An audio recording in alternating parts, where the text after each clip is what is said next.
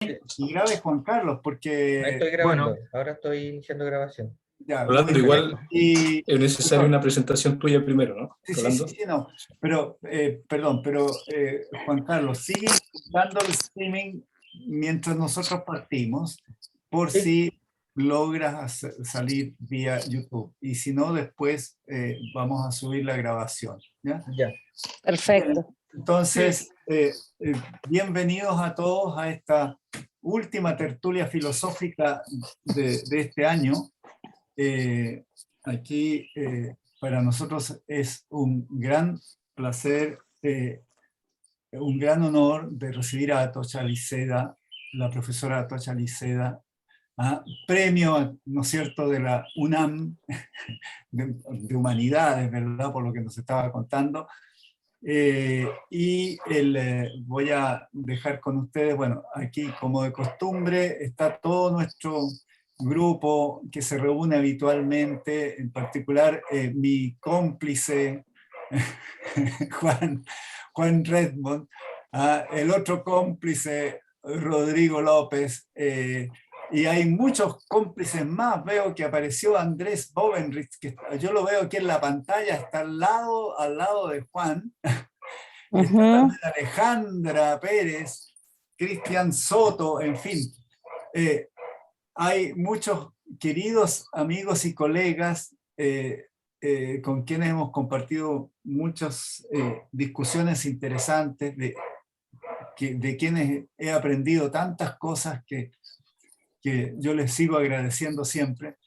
Y ahora vamos a dejar entonces al profesor Rodrigo López, quien va a encargarse de la presentación de nuestra querida Atocha. Adelante. Gracias. Gracias, Rolando. Bueno, muchas gracias, Atocha, por aceptar la invitación. Bueno, yo voy a leer una presentación que hice. Bueno, la profesora Atocha Liceda es una reconocida lógica y filósofa de la ciencia mexicana, es doctora en Filosofía y Sistemas Simbólicos por el Departamento de Filosofía de la Universidad de Stanford, también profesora investigadora del Instituto de Investigaciones Filosóficas de la Universidad Nacional Autónoma de México. Ese es su cargo actualmente.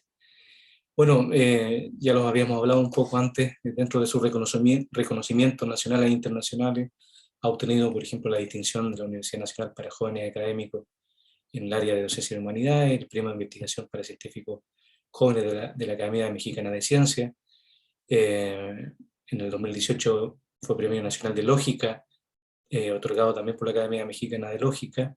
Tiene una reconocida participación, es miembro correspondiente de la Academia Internacional de Filosofía de la Ciencia. Y bueno, este año recibió el premio Universidad Nacional en el área de Humanidades en México. Bueno, tiene un gran número de publicaciones sobre todo en lógica y filosofía de la ciencia, principalmente los temas de relacionamiento abductivo, las lógicas del descubrimiento científico, causalidad, razonamiento clínico, entre otras cosas. Y a mí me gustaría destacar dos libros suyos que son muy importantes en estos temas, muy citados también. El primero es Abductive Reasoning, Logical Investigation into Discovery and Explanation, del 2006, publicado en Synthesis Springer.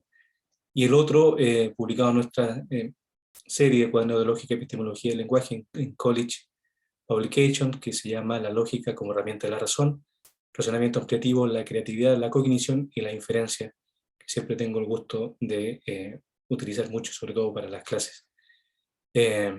Bueno, le agradecemos que haya aceptado esta invitación otra vez, ¿cierto? Y nos honra enormemente. Y bueno, la charla de hoy se titula Creatividad y Lógica, un encuentro inesperado. Dejo con ustedes entonces a la profesora Atocha Liceda. Voy a pasar a compartir la presentación. Y bueno, Atocha, me vas diciendo Sí, claro, cuando vaya claro, pasando. claro.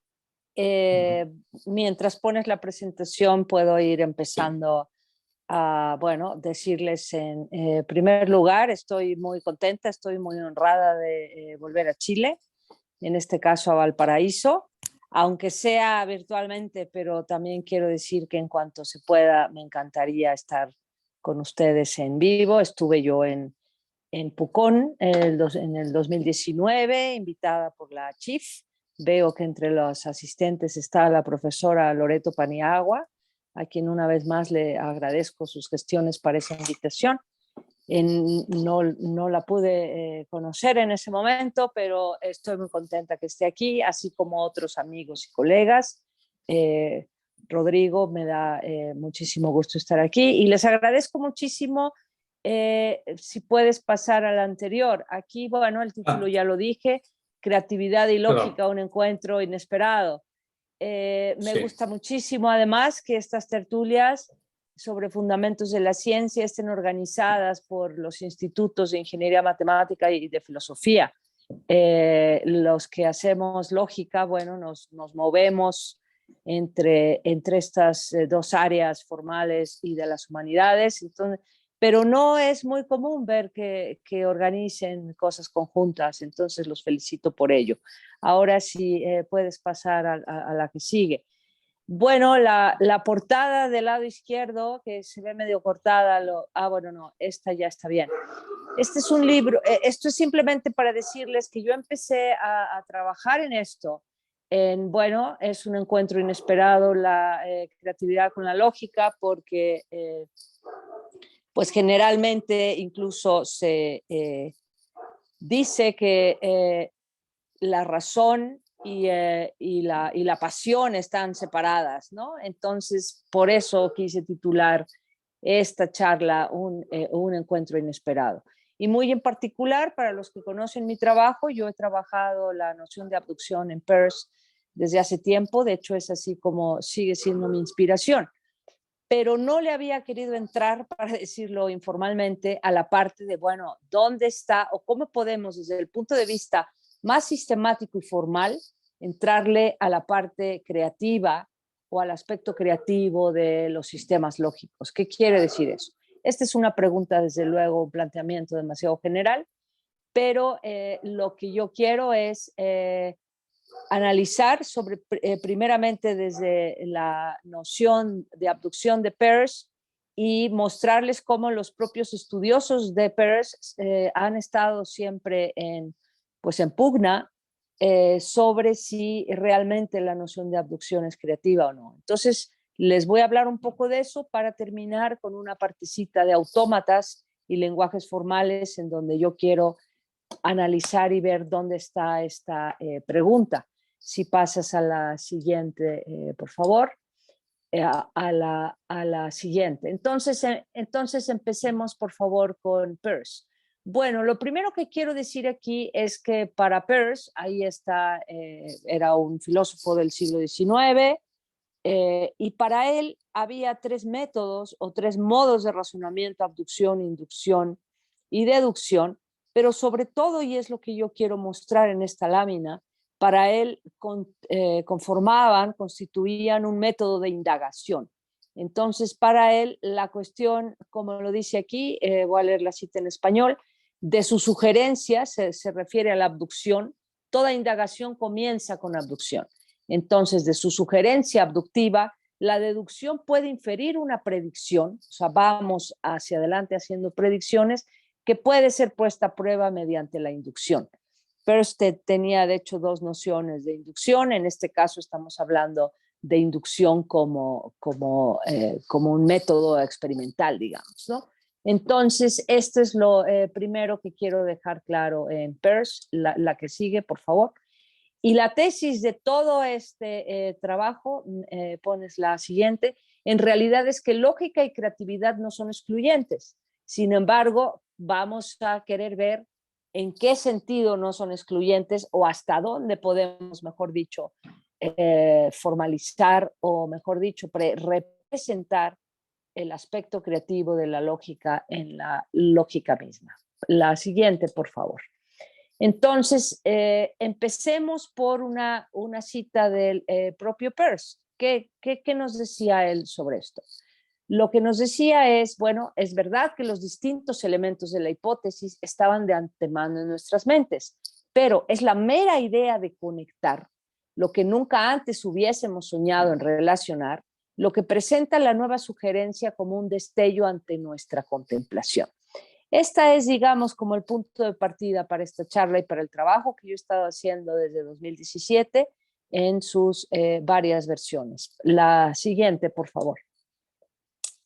Generalmente a mí me gusta dar esta charla con estos 4 temas, pero voy a quitar la primera, el primero, que es sobre lógicas del descubrimiento. Voy a entrar directamente a Peirce y la abducción y luego voy a hacerme esta pregunta de hasta dónde es creativa a través de 2 estudiosos de Peirce, para terminar con una reflexión sobre los modelos lógicos de la abducción.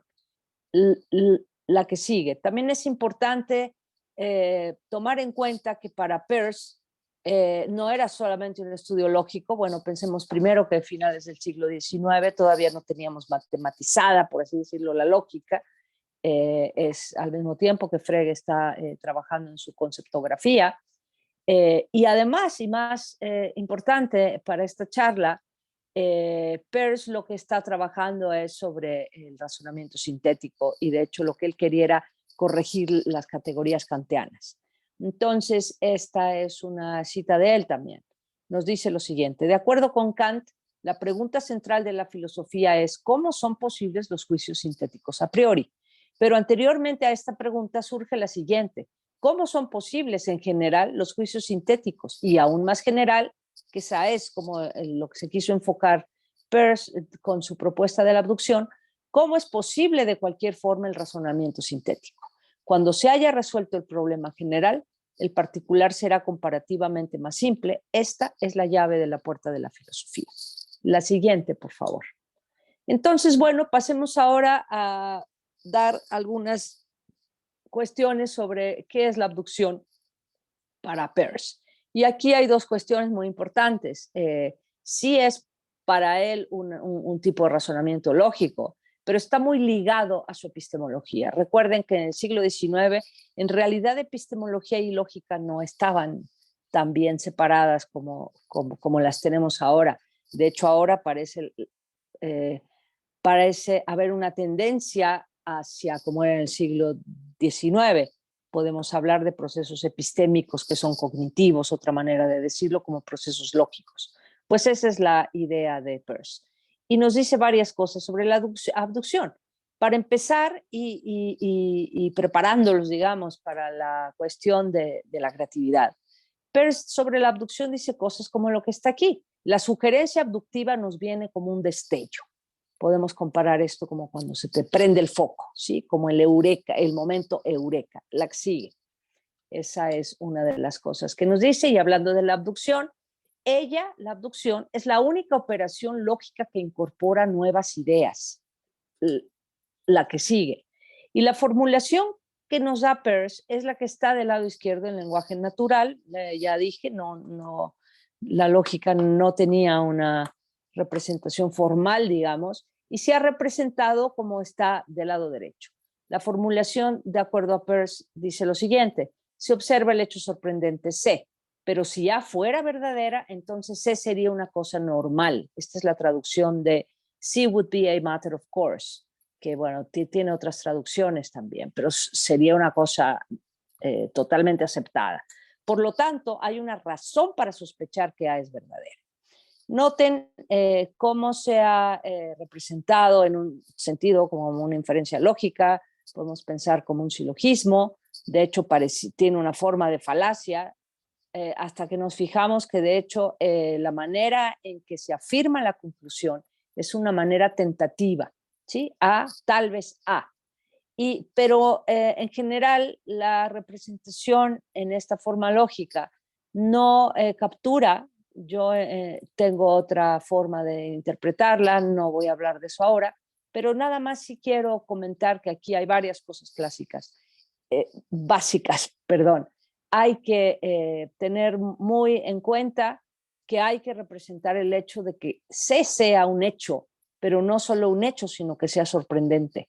Y también, y en eso me voy a centrar muchísimo más en esta charla, ¿qué quiere decir la segunda premisa? Estamos de alguna manera conectando A con C. Si A fuera verdadera, entonces C sería una cosa normal. La que sigue, por favor.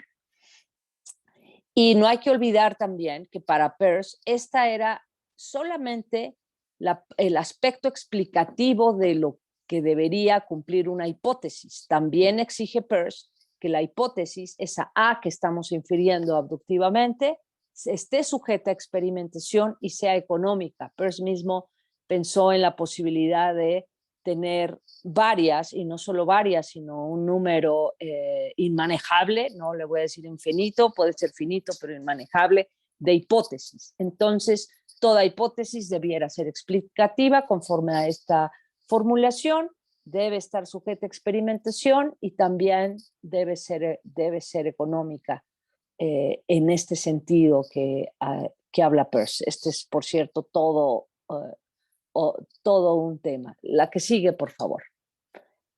Ya dije estas cosas. Ahora voy a entrar a un ejemplo que uso y vuelvo a usar sobre Mafalda. Este es, bueno, para los que somos baby boomers, crecimos con Mafalda.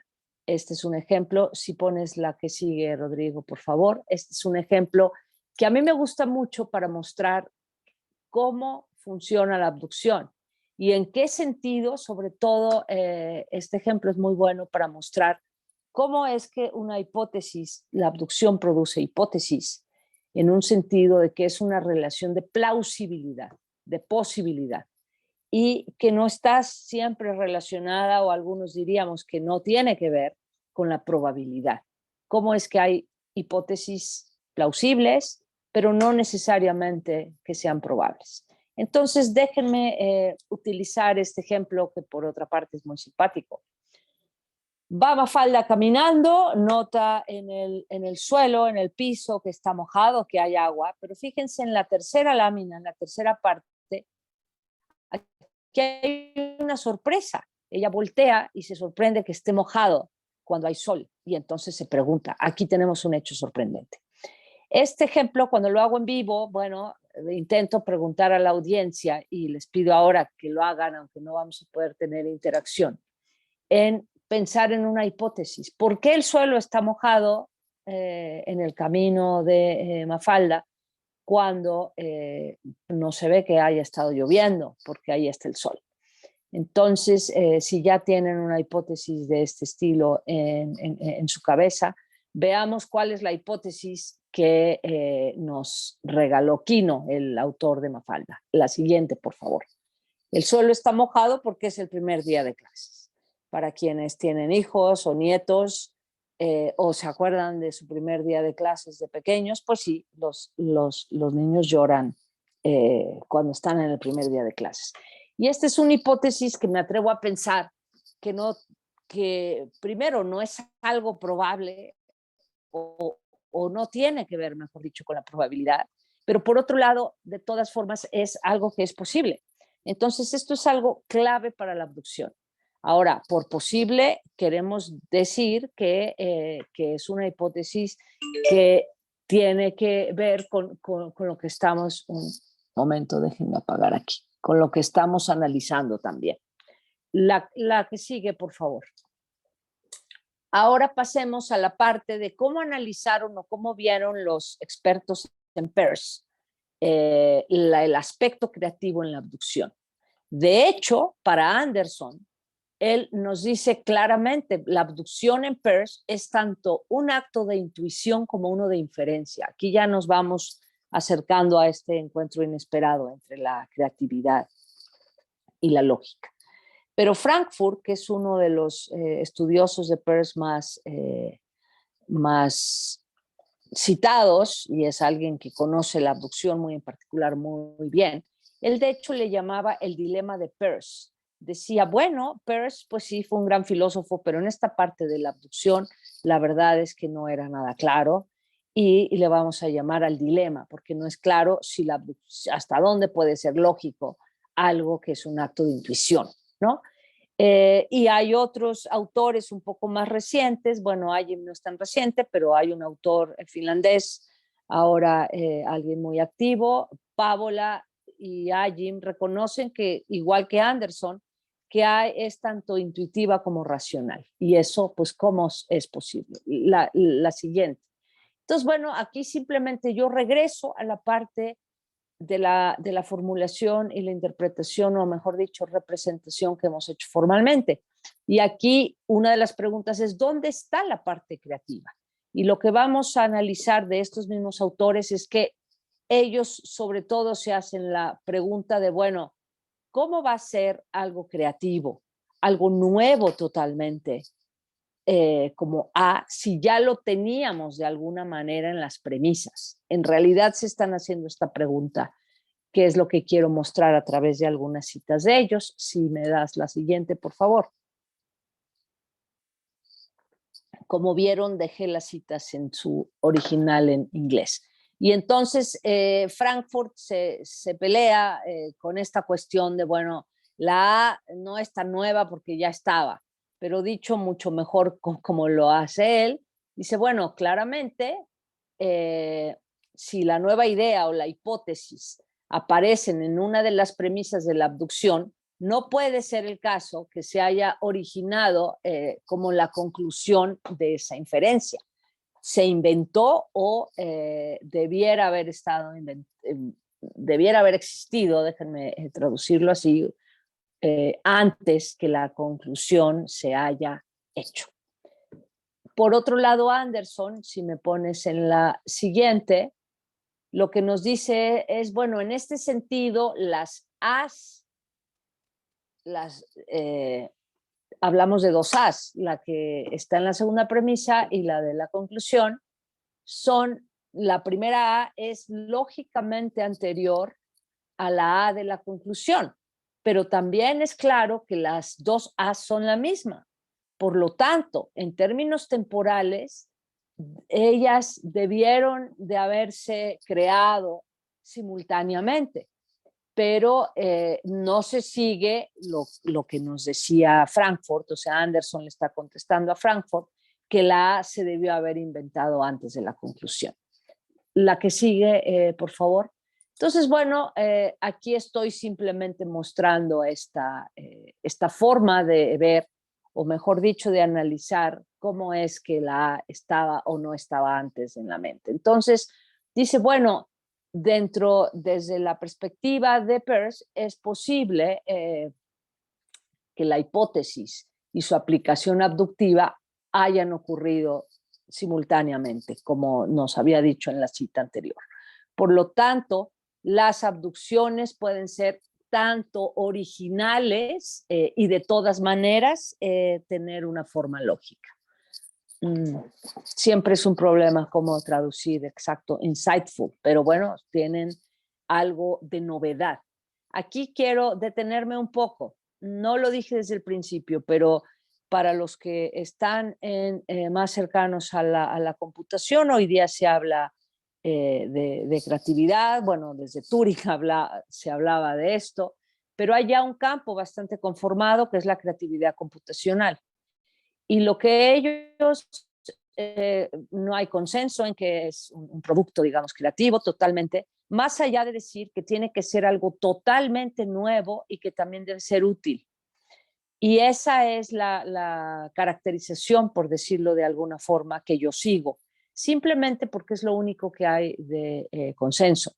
Pero de todas formas, y nosotros como filósofos nos tenemos que preguntar, ¿pero qué quiere decir exactamente que algo sea novedoso, que algo sea nuevo? Y lo que están discutiendo aquí Frankfurt y Anderson es justamente eso.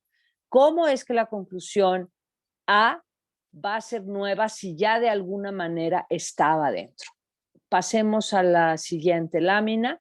Y aquí nada más voy a recordarles la cita de Peirce, porque creo que es bueno retomarla en cómo lo está viendo él. Es verdad que los distintos elementos de la hipótesis estaban de antemano en nuestras mentes, pero es la mera idea de conectar lo que nunca antes hubiésemos soñado en relacionar la que presenta la nueva sugerencia como un destello ante nuestra contemplación. Entonces, pareciera que lo que está proponiendo Peirce, si recordamos la formulación persiana, que no la retomé, entonces espero que esté en sus mentes ahora, es conectar A con C. Y hay, de hecho, varias interpretaciones de la abducción que lo que te dicen es justamente eso, que la abducción está en esa conexión de A con C y no tanto en la inferencia. Entonces, esta es, digamos, otra forma de ver el aspecto creativo dentro de la abducción. Ahora sí, a la siguiente, y paso a la última parte. Déjenme nada más verificar el tiempo. Creo que voy bastante bien, porque corté un poquito de lo anterior y me extendí otro poco más, simplemente en atención a que ustedes, bueno, que repito, esto está organizado tanto por matemáticos, ingenieros e informáticos y por filósofos. Esta última parte, cuando hablamos de la abducción, hoy día hay muchos modelos lógicos de la abducción. Y aquí les presumo, mejor dicho, un handbook que se llama, como dice ahí, de la ciencia basada en modelos. Y muy en particular, a mí me dieron la tarea de editar una parte que se llamaba justamente la lógica del razonamiento hipotético, los modelos y la abducción. Entonces, si pasamos a la siguiente lámina, podemos ver que en esta sección hay muchos modelos de la abducción. Yo hice, bueno, una introducción, hay distintas interpretaciones de la abducción, no voy a entrar en eso, pero la abducción se ha modelado desde dentro de las lógicas adaptativas. Está este artículo de Matthew Verlaine y de Terk Hauderis. Ellos dos hicieron sus contribuciones utilizando lógicas adaptativas. Por otro lado, nuestros colegas españoles, bueno, españoles y un mexicano que es Fernando Velázquez, ellos han trabajado e hicieron esta contribución en el razonamiento abductivo utilizando lógica epistémica dinámica. Y además, otros colegas de Sevilla también, aunque uno es español, Cristina Varés con Matthew Fontaine, lo que ellos hacen es utilizar a la lógica dialógica que se usa sobre todo en cuestiones de argumentación y extenderla para poder dar cuenta de la abducción. Y finalmente, pero no menos importante, tenemos también representaciones en las lógicas paraconsistentes que se han desarrollado en el Brasil. Y este es un artículo bastante interesante sobre eso. Quiero añadir que en este caso, de hecho, ellos modifican la caracterización misma de la abducción para que podamos trabajar, digamos, o modelarla desde una lógica paraconsistente. La parte de la consistencia con la abducción está muy ligada en la lógica clásica. Entonces, esta es una gran contribución. Y simplemente les digo, a modo de promoción, que ahora estamos trabajando en otro handbook y estos mismos autores están extendiendo casi todos ellos sus trabajos para actualizarlo y esperemos que esto salga el próximo año. Pero lo que quiero decir es lo siguiente, que aun cuando todos estos modelos son modelos bastante sofisticados haciendo lógica, la verdad es que siguen en gran medida la formulación persiana y eso hace que tomen esta, digamos, interpretación lógica. En realidad estamos pensando en una base de datos en donde tenemos fórmulas del tipo A implica C o A1 implica C, A2 implica C, A1000 implica C, y cuando queremos explicar C, pues se busca en esa base de datos o en esa lista de fórmulas cuáles son esas conexiones, ¿sí? Entonces, no hay al parecer nada creativo cuando se hace esto porque ya estaba ahí, pero podríamos pensar que el hecho mismo de identificarlo ya es la parte creativa. Pero esto es como para ponerlos en antecedentes de lo que voy. Ahora sí vayamos, por favor, a la siguiente lámina. Y aquí lo que yo me propuse hacer fue, bueno, ¿hasta dónde podemos hablar de algo creativo o de algo novedoso en un sentido estricto que sea nuevo dentro de la computación? Y sabemos que esta es una de las preguntas en inteligencia artificial. De hecho, como yo lo propongo, y pasemos a la próxima, es que de alguna manera, me estoy adelantando, pero no importa, de alguna manera la pregunta por la inteligencia se puede ver como la pregunta por la creatividad. Recordemos, ahora sí quiero recordar a Alan Turing, en uno de sus primeros artículos, que es, digamos, como el artículo fundacional de lo que llamamos ahora la inteligencia artificial, y nos dice Turing lo siguiente. Su pregunta era: ¿puede una máquina digital de estado finito, a través de una serie de instrucciones, quizá larga pero finita, dar respuestas coherentes a preguntas hechas por un humano y engañarlo, haciéndole pensar que su interlocutor es un humano y no una máquina? Esta es la pregunta que se hace a Alan Turing. Yo le llamo la pregunta por la inteligencia, pero lo que nos está también es dirigiendo a lo que se llama la prueba de Turing, ¿sí? Y esto pudiéramos entonces refrasearlo como: ¿puede un autómata digital de estado finito responder a algo nuevo? ¿O existe algún tipo de autómata que genere nuevos elementos?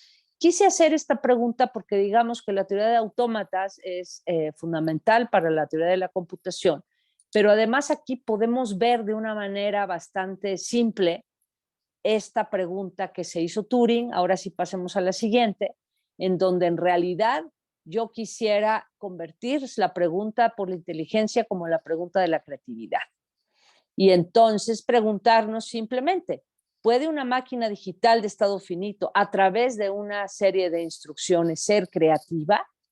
Eso es lo que nos estamos preguntando. Ahora, y más en general, ¿existe algún tipo de autómata que genere nuevos elementos? Que eso ya lo había puesto en la lámina anterior. Pasemos a la siguiente.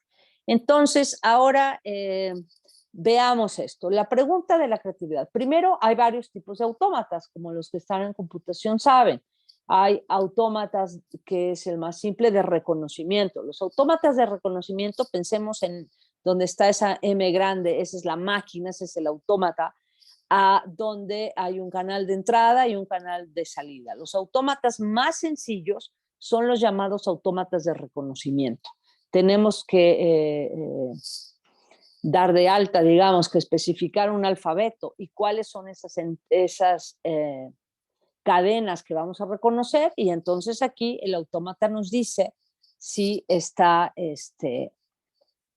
digamos, aceptado o no. Las máquinas de Turing, como dice abajo, reconocen a los lenguajes parcialmente recursivos, aquellos para los cuales las máquinas de Turing suspenden su ejecución cuando la cadena está en el lenguaje, pero cuando no lo está, es posible que la máquina de Turing nunca suspenda su ejecución. Este es también llamado el problema de la parada de Alan Turing. A ver, aquí la reflexión muy simple que yo quiero hacer es simplemente decir que aún en los autómatas más sencillos no podemos decidir siempre, ¿sí?, que si vamos a poder contestar que una cadena está aceptada o no. Entonces, esta es como la primera cosa que vemos. Como recuerden que la teoría de autómatas, bueno, es fundamental para la teoría de la computación, pero sobre todo nos da una base para lo que Alan Turing mismo quería hacer, que era justamente poder analizar los límites de la computación, y es toda el área de computabilidad. Si me das a la siguiente. Ahora hay también autómatas de generación que generan nuevos elementos. Esto es que a partir de iniciar de una cadena de inicio, de acuerdo a las reglas de transformación, podemos tener un canal de salida como el que se muestra aquí. Y aquí sí ya estamos anotando a nuestra pregunta de interés, que es justamente si existe una MT que genere nuevas cadenas. Bueno, mi reflexión realmente llega hasta aquí, pero antes de pasar aquí, el tema es sobre todo, bueno, el punto que yo quiero resaltar es sobre todo decir que sí podemos pensar en una máquina de Turing que genere nuevas cadenas. Sí, tenemos las reglas de transformación para hacer eso, cadenas que no existían antes. Sin embargo, toda esta nueva generación va a depender, o mejor dicho, va a estar restringida a nuestro alfabeto. Lo que no podemos nunca es generar nuevas cadenas fuera del alfabeto. El alfabeto, perdón, es algo que definimos al principio y está fijo. Entonces, en ese sentido, sí puede haber creatividad, porque puede haber nuevas maneras de, digamos, combinar y presentar lo que ya tenemos, pero lo que no podemos, en definitiva, es generar productos nuevos, lo que en filosofía de la ciencia podríamos, se conoce como nuevos conceptos, ¿sí? A menos que los nuevos conceptos sean combinaciones de conceptos anteriores, y en el caso de la historia de la ciencia hay muchísimos, pero algo totalmente nuevo no podemos generar. ¿Me puedes, por favor, Rodrigo, pasar a la siguiente? Entonces, lo que queremos decir es que, bueno, las nuevas ideas son siempre producto de combinaciones de ideas ya existentes. Esto yo me estoy refiriendo a la página 11 de mi artículo, ¿sí? O sea, yo de esto tengo de hecho 2 artículos. Uno inicial, que es el que está en español, donde no meto nada de los autómatas, y luego otro en inglés, donde tampoco meto nada de los autómatas, perdón, ese fue en otro en español después. Pero este se está refiriendo al último artículo en español que acabo de hacer sobre este tema. Y en otras palabras, perdón, esto lo podemos ver como que no hay nada nuevo bajo el sol. De hecho, hay varias teorías de la creatividad en donde lo que nos dicen es que, bueno, no hay nada nuevo. Lo que se manifiesta como nuevo en realidad son siempre nuevas combinaciones, conexiones, asociaciones, la que sigue. Y esto nos remite, entre otras cosas, a la que sigue.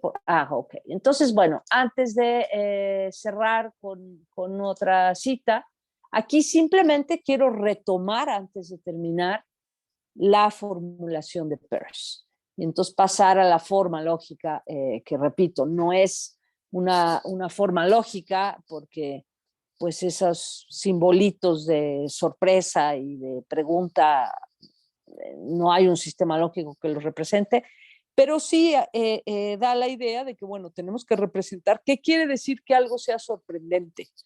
Eso es relativo a una teoría de trasfondo, a una base de datos. En ese sentido es que la sorpresa es relativa a un contexto. Y luego la pregunta con la que empezamos y que ahora retomo es que, bueno, esa A implica C es en realidad dónde está la parte creativa de la abducción, pero muchas veces la novedad, digamos, es de hacer la conexión o de identificarla, y no tanto en, digamos, inferir la hipótesis. Repito, creo, bueno, que esto es una reflexión, espero para ustedes interesante, y seguramente para mí va a ser, bueno, pues lo que me puedan criticar o comentar sobre mi reflexión. Pero creo que aquí hay al menos 2 cosas. Es tratar de investigar hasta dónde podemos hablar que un producto, que una fórmula, que una hipótesis es creativa en el sentido que es novedosa. Y lo que estoy comunicando, lo que estoy tratando de comunicar es que sí hay un encuentro inesperado y es magnífico entre la creatividad y la lógica, pero tiene sus límites, y sus límites están en el lenguaje. ¿Me puedes pasar a la que sigue, por favor? Entonces, aquí lo que tenemos es una restricción sintáctica del alfabeto, del lenguaje. Esto es así como obvio para todos los que hayan jugado o hayan visto cómo funciona la abducción en sistemas como Prolog, bueno, lenguajes de programación como Prolog. Hay todo un área de Abductive Logic Programming, y esto es como obvio que no hay realmente una generación de nuevas hipótesis. De hecho, en la programación lógica abductiva hay una lista predeterminada de lo que se llaman los abducibles. Entonces, en ese sentido, no hay nada nuevo, pero lo que sí es nuevo es esa conexión que se hace entre lo que causa o lo que explica un hecho sorprendente y el hecho sorprendente. Y esto nos lleva a recordar a Wittgenstein con su dictum, digamos, de que los límites de mi lenguaje significan los límites de mi mundo. Entonces, sí insisto en que creatividad y lógica no son excluyentes, pero hay ciertos límites. Y voy a terminar con una cita, en la siguiente lámina de Herbert Simon, que bueno, es uno de los que ha estudiado cuestiones de creatividad conectados con lo que llamaríamos ahora filosofía de la ciencia computacional, y lo que nos dice es lo siguiente: las nuevas representaciones, al igual que los nuevos problemas, no nacen de la frente de Zeus, sino que emergen en etapas graduales y muy lentas. Casi todas las actividades científicas tienen lugar en el marco de paradigmas establecidos. Incluso en la ciencia revolucionaria que crea esos paradigmas, los problemas y las representaciones tienen sus raíces en el pasado, no son creados a partir de la nada. Creo que esta es mi última lámina. Sí, les agradezco muchísimo su atención. Es muy difícil, nada más quiero decir esto, dar una charla, pues ahora sí que a la computadora. No puedo ver sus caras, no puedo ver sus reacciones, pero ya se va uno acostumbrando a esto, y sobre todo si eso es a cambio de poder estar en Chile ahora, pues lo he hecho con muchísimo gusto, y ahora estoy muy atenta a sus comentarios y preguntas. Muchas gracias. Muchas gracias, Tocha. Bien, entonces dejamos ¿cierto? Abierto el micrófono para que puedan preguntar. Se van inscribiendo, pueden levantar la mano. Sí, yo quiero preguntar algo. Mara, sí. ¿Sí? La primera cosa tiene que ver si se ha desarrollado el razonamiento abductivo más allá de la lógica proposicional. Y la segunda cosa es si, recuerdo que en el libro aquel de homenaje tú decías que querías utilizar lo que yo hago en el libro de lógica para principiantes, que es no solamente utilizar el cálculo de árboles lógicos para ver que un razonamiento es correcto cuando tienes hipótesis y conclusión, sino también utilizar, en el caso de la lógica proposicional, un árbol para encontrar una solución, que es lo que hago en el caso de los problemas de mafia, que llamamos así. Tú tienes una serie de datos y entonces abres las ramas de un árbol y a continuación lo que haces es hacer la intersección entre las ramas, y si tienen algo en común, pues esa sería la conclusión. Y entonces quería saber un poco las dos cosas. Mara, tus preguntas atinadísimas, y además sí pensé, dije, tengo que invitar a Mara, pero a ver cómo ves esto de los autómatas. Porque bueno, Mara es mi amiga matemática, totalmente. A ver, Mara, sí, has anotado algo muy crucial, y esto yo lo debía haber dicho cuando hablé de los modelos lógicos de la abducción. Déjame, antes de contestar, decir, hay una caracterización dentro de los modelos formales de la abducción bastante reconocida, que es reconocer, mejor dicho, caracterizar qué es un problema abductivo, ¿sí? Un problema abductivo con respecto a una teoría de trasfondo, desde el punto de vista lógico, es aquel, en realidad el problema está representado por una fórmula, aquel en donde ni la fórmula ni su negación se pueden derivar a partir de la teoría de trasfondo, ¿sí? Esa es una manera lógica de interpretar que un hecho sea sorprendente. De una manera sorprendente. Cuando digo de una manera sorprendente, quiero decir que cuando sucede que ni el hecho puedes explicarlo, pero tampoco su negación, estás hablando de algo novedoso, es nuevo, pero que no entra en conflicto, no es inconsistente con tu teoría de trasfondo, ¿sí? Esa es una manera, creo yo, de representar que un hecho sorprendente, maravillosa. Sin embargo, para responder a tu pregunta, esto solo nos sirve para la lógica proposicional, ¿sí? ¿Por qué? Porque en la lógica de primer orden no podríamos ni siquiera saber que tenemos un problema abductivo, porque estamos incluso en lógica, en lógica de primer orden, lógica clásica, estamos con un problema, en un sistema semidecidible. Entonces no podemos saber que tenemos un problema abductivo. ¿Qué ha pasado aquí? Sin entrar en detalles, y creo que no está presente Ángel Nepomuceno, Ángel y yo intentamos, digo intentamos porque no seguimos trabajando en ello y tampoco es fácil. ¿Cómo hacerle? Porque sí hay, para trabajar en fragmentos decidibles de la lógica clásica, de la lógica de primer orden, sí se puede. Como nosotros lo tratamos es para una cierta forma de fórmulas en donde asegurábamos que no se iba a generar un árbol, ¿sí? un árbol en las tableaux que fuera infinito.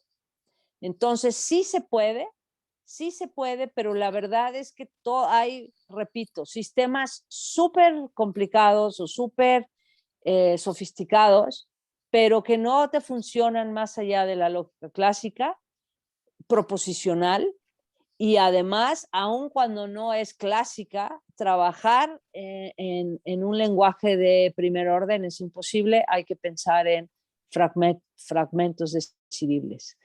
Entonces, esto es importantísimo. Y lo otro que me encanta, sí, cuando hicimos el homenaje a Mara Manzano, plasmado en un libro, yo he utilizado su libro para la enseñanza de la lógica ya por cierto tiempo. Me gusta muchísimo que usa las tablas semánticas o árboles semánticos, muchísimo. Y esto para la abducción es maravilloso, porque la abducción nos está dando, en realidad, y voy a comentar lo que tú dices, en realidad una manera más allá de contestar si una fórmula se sigue o no de un conjunto de premisas. Y cuando decimos más allá, es que no solamente está contestando sí o no, sino que cuando hacemos como, bueno, no es el proceso contrario, cuando lo vemos desde otro punto de vista y entonces lo que tenemos es el árbol, ¿sí?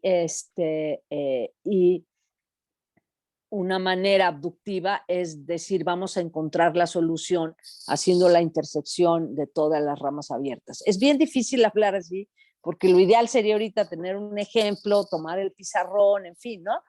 Pero quiero aprovechar tu comentario para decir que algo que a mí me permitió ver en tu tratamiento de estos problemas de la mafia, que los llamabas de mafia, porque bueno, los temas eran, déjame decirlo, muy latinoamericanos de mafia, pero permitían, repito, ir más allá de la lógica. Nosotros con la lógica clásica o no, tenemos un aparato magnífico para hacer la pregunta, yo le llamo así, la pregunta lógica de sí o no. ¿Esta fórmula se sigue de las premisas, sí o no? Podemos ir más allá y podemos decir cosas como, bueno, a partir de aquí, de lo que tengo, ¿qué conclusiones puedo sacar? Y eso es interesantísimo y además muy fácil hacerlo. Y yo diría que entonces la abducción nos permite tener una perspectiva más amplia, aún a niveles, repito, juntando o retomando tu primera pregunta, aún a niveles muy básicos. La verdad es que no vamos más allá de la lógica proposicional propiamente. Y nada más decir una última cosa. De hecho, cuando yo trabajé en este intento con Ángel Nepomuceno, fue interesante y muy útil. Cuando yo llegué a Groningen a hacer mi postdoc con Theo Kuipers, que él es sobre todo filósofo de la ciencia, lo que me dijo fue, están muy bonitos tus arbolitos, pero la verdad es que si tú quieres aplicar esto a filosofía de la ciencia y no puedes representar a las leyes, pues ¿de qué estamos hablando? ¿No? Entonces, creo que también por eso nuestros modelos no tienen demasiada aplicación, mucho más allá de la lógica misma. Pero muchas gracias, Mara, por estas dos preguntas. Bueno, de lo que decías de los fragmentos, entonces serviría para ciertas lógicas modales, porque el fragmento, por ejemplo, decidible cuando solo tienes dos variables. O sea, lógica de primer orden con solo dos variables. Ahí se pueden captar muchas lógicas modales, siempre que no tengas transitividad y cosas de esas que necesitan más de dos variables. O sea, eso es un apartado importante y las lógicas modales tienen una capacidad expresiva bastante mejor que la proposicional. Ok, pues Venga, vamos Pues yo a ahí, hacerlo, Atocha. no, muy bien, vamos a hacerlo. O yo que quería decir, no sé cuántos alumnos haya por aquí, pero eso sería un tema maravilloso de tesis. Vale, gracias. Gracias. Gracias, Mara. Juan Redmond. Sí, muchas gracias. Muchas gracias, Atocha. No puedes imaginar lo que me ha gustado tu presentación, porque desde hace un tiempo que estamos trabajando con Rodrigo en torno a un tema que incumbe la abducción, y hemos tenido que volver a repasar tus textos y tus nociones, ¿no es cierto? Porque, bueno, mi interés está centrado en este momento en lo que se llama, y nadie entiende bien qué significa, surrogate reasoning, en el marco de la práctica de modelización en ciencia, ¿no? Incluso hay un monográfico de Sintese que pretende capturar el interés, ¿no?, de los que estamos trabajando en el tema, y bueno, ahí estoy tratando de ver en qué sentido la abducción aporta, en ese sentido trato de ir contra la última frase. Yo creo que la lógica tiene mucha aplicación en filosofía de la ciencia, por lo menos es un objetivo que tengo, de que no quede el tema meramente en lo lógico. Y el mero hecho de que los filósofos de la ciencia estén hablando de surrogate reasoning, ¿no es cierto?, sin aclararse bien qué significa eso, se lo define en términos generales como generación de hipótesis. Imagínate, o sea, están hablando de abducción, aunque no lo están especificando. Y naturalmente, pasando por Hanson, llegué a Peirce, ¿no es cierto?, y maravillado ahí nuevamente, pero ya con esta focalización, me fui a Aristóteles. Esa es la primera observación que quería hacer, como un dato para aportar y para contrastarlo, porque realmente, como yo no soy un gran especialista. Y después una pequeña pregunta. O sea, el dato interesante, por ejemplo, yo no conocía esta cita de 5.181, no he tenido tanto tiempo este año para ver todo Peirce. Esta noción de flash, de la abducción como flash, ¿no es cierto?, se corresponde con lo que habíamos visto de 89b10 de la sagacidad. Es decir, Aristóteles dice que efectivamente la abducción, ¿no es cierto?, porque Aristóteles define la abducción o la reducción, ¿no es cierto?, es un arte que maneja el sagaz. Él dice, Aristóteles, igual que Peirce aquí, que el sagaz es aquel que es capaz de, bueno, en términos silogísticos aristotélicos, de encontrar el término medio. Y los ejemplos que da Aristóteles son muy graciosos. Por ejemplo, Aristóteles dice, el sagaz mira y ve, dice, a una persona pobre que se acerca a una persona millonaria. ¿Por qué lo hizo?, dice Aristóteles. Es muy gracioso. Y dice, bueno, el sagaz, dice Aristóteles, se da cuenta de que se le acercó para pedirle plata, ¿no? Entonces dice, ahí, claro, con eso yo encuentro el término medio con el cual formulo bueno, esa observación nada más, que me encantó esto de flash. Que en inglés es quickness, la traducen, ¿no?, la sagacidad, permitirá, pero rapidez de mente sería de hallar el dato justo. Eso está en los segundos analíticos de Aristóteles, ¿no? Entonces mi pregunta es la siguiente, Atocha, es decir, claro, esto de dónde se encuentra la creatividad, ¿no es cierto? Y digamos, en esta fórmula, ¿no?, de C como el caso sorprendente, y si A fuera verdadero, entonces C dejaría de ser sorprendente. Siempre pienso que, de un punto de vista de la lógica clásica, que yo no lo soy, pero estoy siempre dialogando con la lógica clásica para saber cómo estoy pensando que en realidad digamos,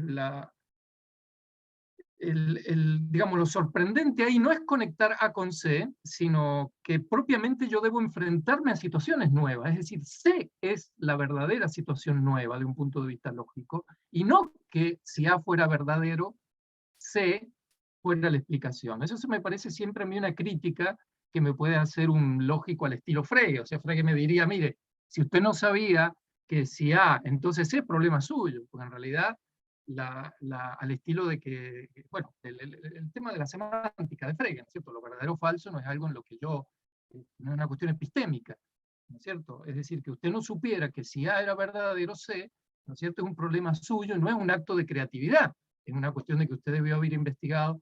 Entonces yo choco siempre con esa, y quería saber tu opinión, ¿no es cierto?, para poner el peso, que es lo que a mí me interesa, en que realmente hay un acto creativo en esto de ligar a C, contrastado siempre con la evaluación. Eso, muchas gracias. Nada más repíteme eso último. Ya, muy interesante eso de que, bueno, C es lo nuevo, pero tu postura entre A implica C, ahí eso no es lo creativo. Claro, a mí me Ok, parece que eso es una crítica desde la lógica clásica. Alguien diría, mire, sí, la relación entre A y C ya existe, me dirían ellos. Que usted no la conozca es un problema suyo. O sea, como que no hay nada nuevo ahí. Esto lo he leído, me lo han criticado incluso en algunos espacios, ¿no es cierto? Yo ya. digo, bueno, el acto creativo, como el del sagaz, es darse cuenta que si A, entonces C no es pero esa relación ya estaba dada, me diría un clásico, si no hay nada nuevo ahí aportado. ¿Está bien? Y eso es algo que me hace ruido y no sé, quería saber si tenía sentido. Gracias. Bueno, primero, qué bueno que conectas esto explícitamente, aunque yo sé que estás trabajando en surrogate reasoning.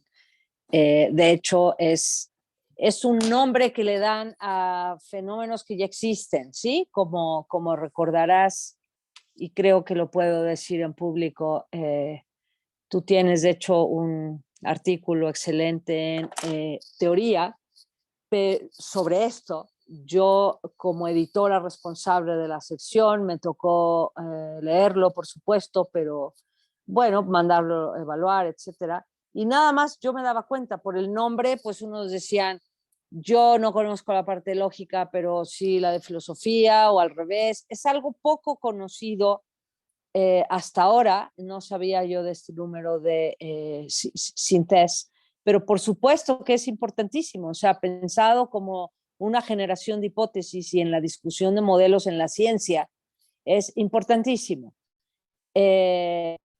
Ahora pasando a Aristóteles. Bueno, aquí déjame decirte dos cosas. Primero, en la propia investigación que yo hice inicialmente del concepto de abducción de Peirce, Peirce mismo cita a Aristóteles, ¿sí? Hay, a ver si lo recuerdo, sí. Hay el término en Aristóteles de inducción, que es epagoge o epagogue, pero también la apagoge es Sí, lo que apagogue. consideraba Peirce abducción. Yo aquí me siento perdida, ¿eh? Yo de Aristóteles, para decirlo muy en serio, qué pena, pero no lo he leído directamente como para saber todo esto, pero déjame terminarte de comentar. Sin embargo, en el rastreo de si realmente la apagogue o apagogue de Aristóteles es abducción, eso no está claro, para nada. De hecho, hay una tesis de doctorado de una mexicana que justamente exploró eso. No recuerdo en este momento qué otra cosa era, pero no es la producción de hipótesis como lo pensaba Peirce. Quizá Peirce se inspiró en algo de esto. Lo que sí está muy conectado y me llama la atención que no lo menciones es que se ha conectado la abducción con el razonamiento prudencial y más en particular con la noción de frónesis. Lo que sí se ha reconocido como abducción, bueno, conectado como de abducción en referencia a Aristóteles, es esta noción de frónesis, que otra vez ahí es, bueno, tiene que ver con el razón, es como el juicio práctico. Y esto otra vez, no es ni un proceso que se puede hacer lógico y pensando desde esta época, automatizado en una totalidad, que necesita de un juicio y por tanto de un humano que tiene una cierta experticia en un cierto tema. Yo aquí, no sé si tenga que ver esto con sagacidad. ¿Por qué podría así estarlo? Porque, bueno, como lo dijiste muy bien, la definición, aunque no lo recuerdo en este momento, pero vas a ser sagaz, digamos, en un contexto en el que ya tengas cierta capacidad de juicio, ¿no? Entonces, en este sentido es que yo creo y te diría que es interesante, sería interesante ver esta relación. ¿Dónde he visto yo esto de frónesis? esta chica que hizo su doctorado fue la primera que me lo comentó, pero lo he visto sobre todo en la reflexión, yo estoy ahora estudiando eso, la reflexión que hay del llamado razonamiento clínico dentro de la medicina. ¿Qué es el razonamiento clínico? ¿Qué quiere decir que un médico o una médica tenga buen ojo clínico? ¿Sí? El buen ojo clínico no es solo saber de medicina, no es solamente tener una experiencia práctica impresionante, sino que te permite discriminar las hipótesis, en fin. Entonces, donde yo he visto, o sea, no mencionan abducción, pero donde yo he visto mencionado esto en mi interpretación, ellos se están refiriendo a la frónesis como el razonamiento práctico utilizado en medicina, pero es abducción.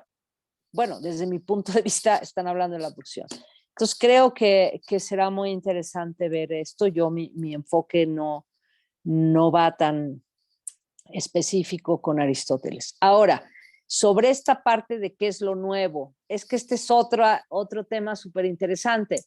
Déjame enmarcar tu preocupación o tu observación en la creatividad computacional. ¿Por qué? Porque hasta ahora, bueno, hay ciertas muy buenas excepciones. Lo que se dice mucho de la creatividad computacional, en particular estoy pensando en reconstrucciones computacionales de descubrimientos científicos. Este es un trabajo que inició Simon, el propio Herbert Simon, con su equipo computacional. Y la crítica que se hace es que en realidad no están ellos generando conocimiento nuevo, ¿sí? Son simulaciones, finalmente lo que estás haciendo son reconstrucciones. Claro, no es nuevo para ti, ni para mí, ni menos para los científicos que descubrieron lo que sea que simulan, pero sí es nuevo para la máquina, ¿sí? Entonces yo lo primero que me preguntaría es, cuando hablamos de algo nuevo, por eso yo decía, y creo que queda muy bien, si tú estás pensando en las discusiones que has visto, que lo nuevo es el hecho sorprendente, claro, eso es lo nuevo. Nos enfrentamos con, y por eso está tan ligado a la epistemología de Peirce, en la que no entré. Para Peirce todo es un ciclo, la indagación es un ciclo, y en realidad para poder asentar una creencia, ¿sí? Tenemos primero que pasar por la experiencia. También los pragmatistas usan mucho esto de estar en el mundo por la experiencia de tener un hecho sorprendente. Pero otra vez, ese es relativo, es algo que es nuevo totalmente, pero para un cierto agente o nuevo para una base de datos, es algo que no se ha podido explicar. Dices, creo que con mucha razón también, bueno, la conexión entre A y C ya existía, pero otra vez, aquí hay que ver quién está haciendo esa conexión. Existía en el mundo, hay personas que opinan que el descubrimiento científico justamente tiene que ver con esto, con nosotros descubrir lo que ya es en sí verdadero, ¿no? Es una posición muy realista, pero existe. Pero por otro lado, quizá no fui tan clara. Aquí lo que yo quería sobre todo remarcar es que esta postura o esta discusión entre Anderson y Frankfurt, lo que pone en el dedo varias cosas, pero lo que pone muy bien de énfasis es buscar en hasta dónde es en la segunda premisa o en la conexión hay una novedad. Cuando en realidad lo que se asume como novedoso, y ahora voy a la contestación a tu pregunta, en realidad no es ni el hecho sorprendente ni A implica C. La novedad es la generación de la hipótesis. Y si estamos en el ámbito de la filosofía de la ciencia, es eso. Tengo un hecho sorprendente, hay un fenómeno natural que la teoría científica que tengo no puede explicar, pero tampoco desecha, ¿sí? Esa, según mi interpretación, es una manera de ser sorprendente. O al revés, lo que más da pie a descubrimientos científicos justamente es cuando tu teoría entra en contradicción con el hecho, ¿sí? No tan en contradicción que no solo no explica el hecho, sino explica la negación del hecho.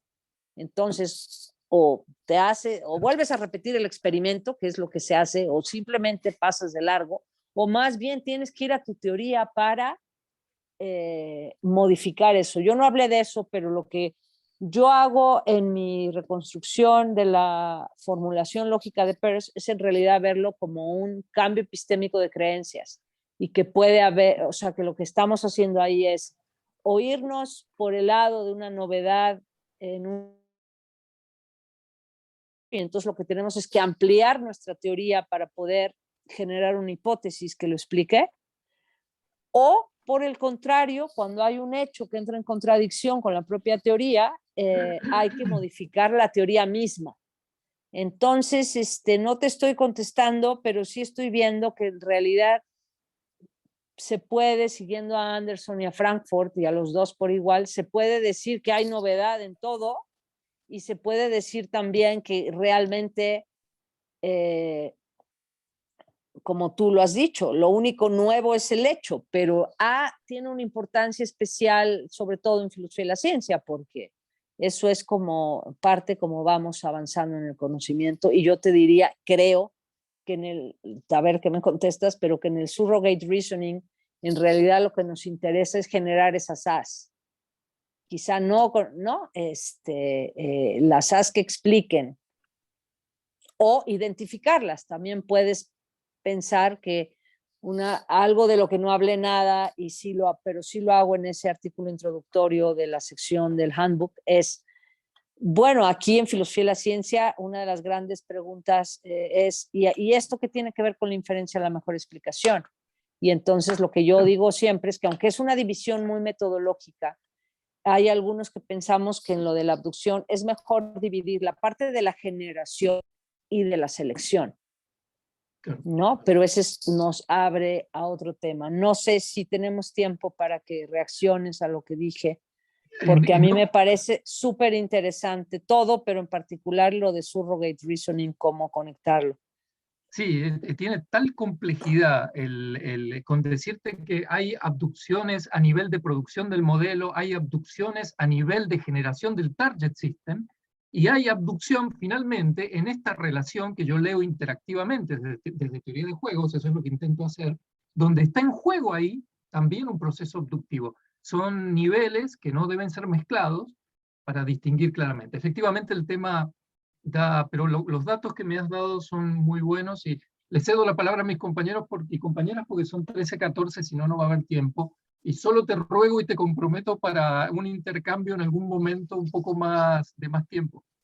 Claro, gracias Juan, es un gusto dialogar contigo. Gracias. Bueno, gracias Esteban. Tiene la mano. Sí, Sí. muchas gracias. Muy interesante el tema y la presentación. Bueno, tengo una pregunta breve, bien general, sobre esta idea de dependencia del trasfondo o de los agentes o de la teoría. Eso me parece muy interesante.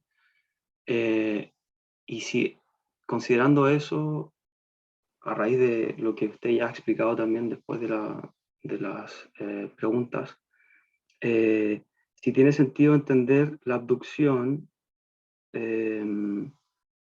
como un proceso que ocurre entre sistemas de agentes o entre trasfondos teóricos o entre lenguajes. Es decir, una sola máquina, ahora pensando en el tema de lo computacional, una sola máquina digital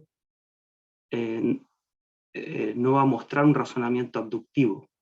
Es decir, el razonamiento abductivo no va a ocurrir dentro del procesamiento de la misma máquina, sino que este ocurriría en algo así como una interacción entre, no sé, la programación y la máquina, o es decir, toda esta relación input y cómo interpretamos el output. Y brevemente, en conexión con eso, si eso es así, ¿sería posible tratar de dar una definición de la abducción basada en la noción de deducción? Es decir, tratar de reducir la abducción a algo así como deducciones es decir, deducciones que ocurren en sistemas, cada uno de ellos cerrados, pero la abducción ocurriría como una interconexión entre esos sistemas deductivos. axiomáticos. Gracias. Gracias por tu comentario, que no lo veo tan pregunta, aunque sí la parte esta de deducción, porque me permites hacer una aclaración esperando sirva para lo que te preocupa a ti. Primero, sí, en realidad se puede hablar y se ha caracterizado así la abducción como una deducción para atrás, ¿sí? Deducción para atrás en el siguiente sentido. Si nosotros pensamos que la deducción va para adelante en un sentido, estamos hablando de dirección, vamos de las premisas a la conclusión. La abducción se ha pensado como deducción para atrás, porque aquí lo que tenemos es el hecho explicar, o sea, si lo vemos deductivamente, el hecho explicar, piensa, no sé si lo conoces, pero la interpretación que Hanson mismo, estoy en filosofía de la ciencia ahora, da a la formulación de Hempel, de la explicación deductivo-nomológica, es que dice, a ver, tenemos que explicar el hecho, pero en realidad empezamos por el hecho, ¿sí? Entonces, en ese sentido es deducción para atrás. Y esto nada más porque por la mención de Juan a los clásicos, esto es algo que se hablaba desde los clásicos griegos como los métodos de análisis y síntesis. Y es bien interesante porque sí, aunque ahí le están dando otro sentido, ¿no? Al menos a las palabras. El análisis es la abducción, o sea, el análisis es ir para atrás, como si pensamos en cómo piensa un detective, cómo piensa un médico, tú partes de los síntomas y los signos que ves del paciente, pero ahí la enfermedad ya se gestó, ¿no? Lo que quieres es ir para atrás y ver cuál es esa patología que la causó. Entonces, en ese sentido, sí hay un sentido de ir para atrás. Sin embargo, yo veo tu interés en mucho más amplio. A ver, como yo lo veo, es así. Pensemos cómo empezó la inteligencia artificial, en particular el concepto de sistemas expertos. Los sistemas expertos eran sistemas cerrados, deductivos. Por cerrado quiero decir que la idea era que se podía representar todo el conocimiento que se iba a utilizar. Pensemos que es algo que a mí me interesa y sé un poquito de esto. Pensemos en un sistema automático de diagnóstico médico. Entonces tú le metes un catálogo de la relación entre síntomas y signos con enfermedades, ¿sí? Ese es, digamos, tu base de datos, esa es tu base de conocimiento. Y luego tú le vas a dar como entrada los datos clínicos particulares de un paciente y la máquina te va a decir, pues tu paciente tiene tal cosa, ¿sí? Para bien y para mal fueron un desastre en estas aplicaciones esos primeros sistemas expertos. ¿Por qué? Lo que se dice es justamente que porque eran cerrados, o sea, no admitían nueva información, no había un sentido de lo que incluso en computación podemos llamar ahora como aprendizaje. ¿Qué aprendimos de este paciente que podemos modificar en nuestra base de datos? Era todo estático y además no había en absoluto ninguna interacción, ¿sí? Lo único que uno metía, digamos, eran los datos clínicos particulares y te podía ya dar una idea o decir de acuerdo a su base de conocimiento. Pero cuando estamos pensando, primero, ya no son sistemas expertos. Hoy día ya no se habla de sistemas expertos, entiendo de lo que se habla, tienen diferentes nombres, pero son sistemas de asistencia. Entonces, aquí sí están presuponiendo que va a haber una interacción. Aquí estoy pensando, sin embargo, una interacción con humanos.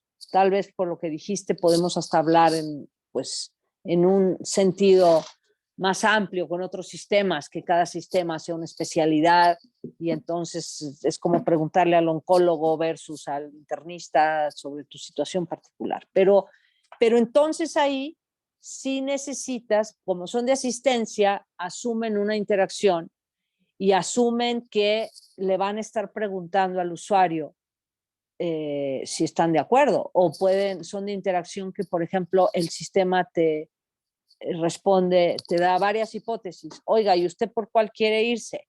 ¿Sí?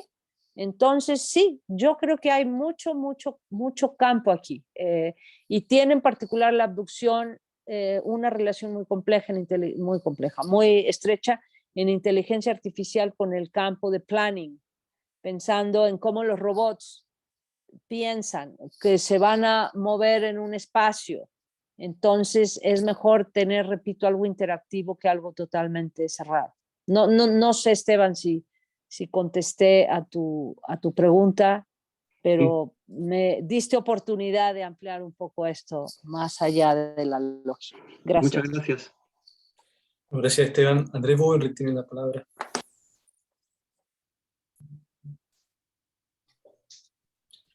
¿Qué tal, Atocho? Hola. Que te quería preguntar lo siguiente, que es como para lo que entendí que era como el centro de tu ponencia con relación a la novedad dentro de las máquinas autómatas y el lenguaje. Entonces, lo que te quiero preguntar es lo siguiente. Desde la vieja definición de la creatio ex nihilo, está claro que solo Dios crea de la nada. Los seres humanos no creamos de la nada. Eso yo creo que es una cosa como muy evidente. O sea, toda creación es una adaptación, modificación de alguna manera. Yes. Solo Dios crea de la nada. Y entonces, pedirle creación de la nada a algo que tenga que ver con lo humano, digamos, no es creación. Por eso se hace la diferencia. Y te quiero relacionarlo con el tema del lenguaje, porque tú obviamente dices que en la máquina hay un lenguaje y el lenguaje está establecido y no puede cambiar el lenguaje. Pero mi pregunta es, bueno, lo mismo pasa en el lenguaje natural. En el lenguaje natural se pueden crear palabras, pero lo que normalmente sucede, y una de las características del lenguaje natural es que con un número delimitado, tiene un número de palabras, lo que se crean son ilimitadas oraciones que son creativas en el sentido de que combinan distintos elementos. Entonces, mi pregunta un poco va en que no veo tanta la diferencia que puede haber entre la máquina autómata versus el lenguaje natural. Ahora, en el lenguaje natural, claro que podamos crear palabras. Esa es una posibilidad que tenemos, pero las palabras esas se supone que las podemos explicar en términos de otras. O sea, si no terminamos en una frase ahí que nadie entiende. O sea, podemos de alguna manera las presentamos y la explicamos en relación a otras. Entonces no veo mucho cuál es la diferencia. Ahora tú citaste a Wittgenstein que el límite de mi mundo es el límite de mi lenguaje, pero entonces la pregunta es, bueno, hay que dar cuenta de la creatividad también en el lenguaje natural, porque el problema no sería solo de la máquina. Y quiero solo una curiosidad casi que histórica, que es precisamente la abducción. ¿Qué fue lo que hizo Peirce con la abducción? ¿En qué sentido Peirce es creativo con esto? ¿Por qué? ¿Le puso un nombre a algo que estaba ahí toda la vida? ¿Por qué es creativo hablar de la abducción? Y tú ya citaste a Aristóteles y hemos dado muchas vueltas, que es una gran pregunta. Peirce le está poniendo la etiqueta, está explicando algo que estaba. ¿En qué sentido eso es creativo?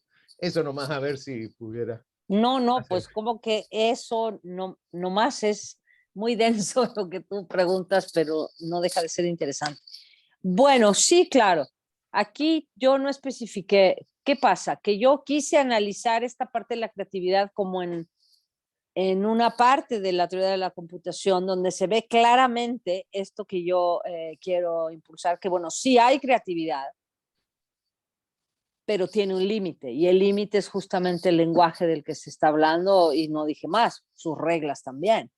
Cuando estamos en un autómata generador, no podemos generar cualquier cosa, ¿no? Así como tampoco se podría generar cualquier palabra con una combinación de las letras de un alfabeto, ¿no? Cada idioma, cada lenguaje tiene sus propias reglas. En español no podemos poner constantes, vocales juntas no van, pero en finlandés sí, en fin. Pero me sirve mucho tu observación sobre, bueno, también, si te entendí bien, así como puedes hacer este mismo punto sobre el lenguaje natural, sí. Pero estamos hablando, aquí yo estoy hablando o pensando no en nuevas palabras, sino en nuevos conceptos. Claro, un nuevo concepto necesita una nueva palabra. Por ejemplo, la invención del quark, ¿sí? O la invención de los hoyos negros. De hecho, para algunas personas esto lo identifican como abducción existencial. Esto quiere decir cuando tú apelas a la existencia de un nuevo objeto, ¿sí? Como un quark o como un hoyo negro, para poder dar sentido a la teoría que ya tienes, para poder usarla para explicar tus fenómenos. En ese sentido, mi motivación, no te estoy tal vez contestando, pero sí espero ahondando un poco más en mis motivaciones. De entrada, cuando yo hice mi tesis de doctorado, mi tutor sí me dijo, no te metas con generación de conceptos en ciencia. Eso no se puede hacer con la lógica, punto. Entonces, desde ahí estamos viendo como las limitaciones en este sentido me la pusieron sobre mi investigación. pero un poco es cuál es la limitación de la lógica para sí decir por un lado que hay posibilidad de generar nuevos productos, pero ¿dónde está el límite? Y efectivamente estoy contigo en que lo mismo se podría decir del lenguaje, y ahí nada más decir algo. Aquí aplica muy bien la definición de los computólogos creativos. Necesitas algo nuevo y útil. Espero no meterme en un embrollo, pero por ejemplo, no sabemos si ya va a quedar en el lenguaje, estoy hablando en español, esta nueva manera de hablar de todes, ¿sí? Bueno, pues ahí lo están empezando usando unos, otros opinan que eso no es necesario, tal. Lo vamos a ver cuando se haya sentado en la sociedad, si es que pasa algún día. No sé si te estoy contestando realmente. Y lo otro, yo lo vi más como un comentario, pero creo que si te entendí bien, sí tiene que ver la abducción. ¿Qué es lo creativo de la abducción en Peirce?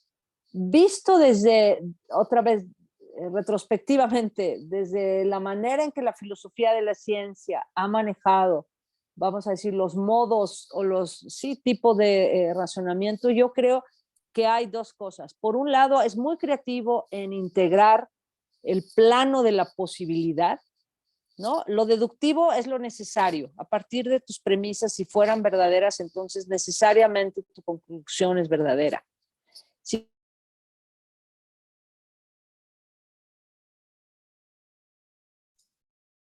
Se nos cayó, parece. Esperemos un segundo. Espera un segundo. Si tú tienes instancias y lo que estás haciendo es generalizando, pero la abducción es otra dimensión. La abducción es un razonamiento para algunos, por cierto, le llaman inductivo. En filosofía de la ciencia no es que no existiera la abducción. Laplace mismo habla ya de a la abducción como una forma de generar hipótesis.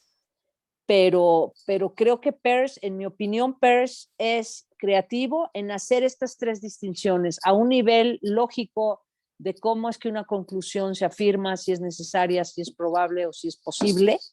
Eso a mí me parece muy bueno.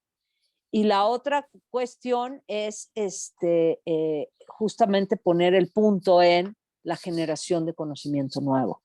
Pero creo que es una pregunta muy interesante, ¿no? De entrada, a ver, ¿y esto qué tiene de nuevo? Y probablemente no mucho, no es usando la misma idea de Peirce, no es auténticamente nuevo porque ya existía. Y por último, nada más déjame terminar diciéndote que desde que yo entré en estos temas, estoy hablando de 99, en un congreso de computación, o hicimos un workshop sobre cuáles eran las diferencias entre abducción e inducción. Hace pocos días estuve en otra conversación donde el tema es exactamente el mismo. Y al final del día la pregunta, y yo creo que vas por ahí, es hasta dónde no estamos hablando de algo terminológico. Nos dice Juan, bueno, surrogate reasoning tiene que ver con la generación de hipótesis. Algunos opinan que el método inductivo incluye sí a la inducción enumerativa, pero también a la generación de hipótesis. Entonces, bueno, pues espero darte una... no es contestación directa, pero algunos elementos para seguir platicando en algún momento. Sí, muchas gracias. Gracias, Andrés. Sí, simplemente lo de abducción te lo ponía como un ejemplo, que uno dice, la gracia de Peirce pasa porque inventó un término nuevo, pero ese término nuevo recogía cosas que estaban dando vuelta ahí, y obviamente hay creatividad en el término y haber capturado eso. Entonces, también las máquinas no pueden crear términos nuevos, pero las ideas andan por ahí. Yo estoy totalmente de acuerdo que el tema de la generación de conceptos, y eso las máquinas, ahí entramos en si las piensan o no piensan, y es otra historia. Muchas gracias. A ti. Bien. No sé cómo vamos en tiempo, yo ya me perdí. Bien, no sé, yo quería hacer, a lo mejor cerrando, me arrogo yo la palabra para cerrar.